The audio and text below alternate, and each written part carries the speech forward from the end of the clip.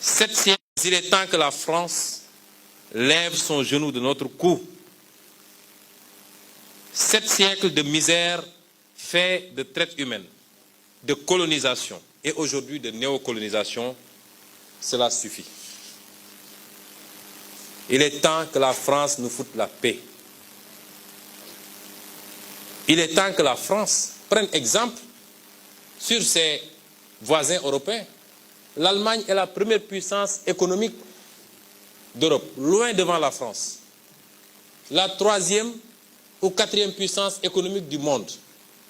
L'Allemagne n'exploite aucun pays, aucune colonie.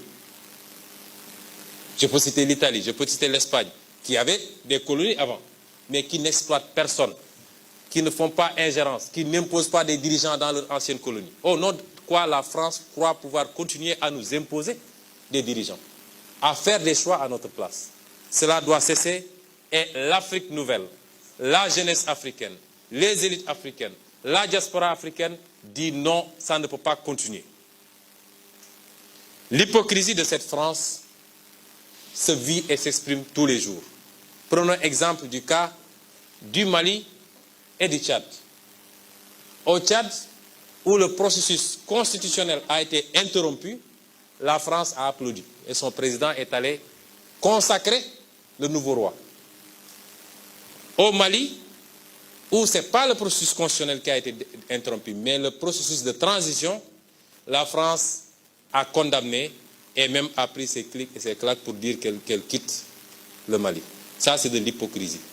C'est le 2 poids, 2 mesures. C'est le double langage que la France tient en Afrique.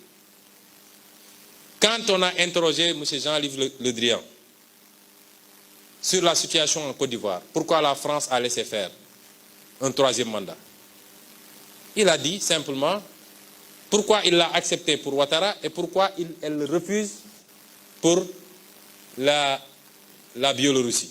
Puisque la France a condamné en Biélorussie, a même poussé l'Union européenne à condamner. M. Le Drian répond en disant que c'est parce qu'en Biélorussie, il y a eu des millions de personnes qui sont sorties dans les rues et que ce n'était pas le cas en Côte d'Ivoire. Voilà comment la France traite les questions africaines. Personnellement, nous n'attendons absolument rien de la France. Nous voulons qu'elle cesse de s'ingérer dans nos affaires. Que le peuple sénégalais puisse avoir le droit de choisir librement. Et non pas parce que la France a choisi un candidat, avec les méthodes qu'on connaît. On commence par cibler des gens, on les décore dans des légions d'honneur ou dans je ne sais quel autre grade, chevalier de je ne sais quoi,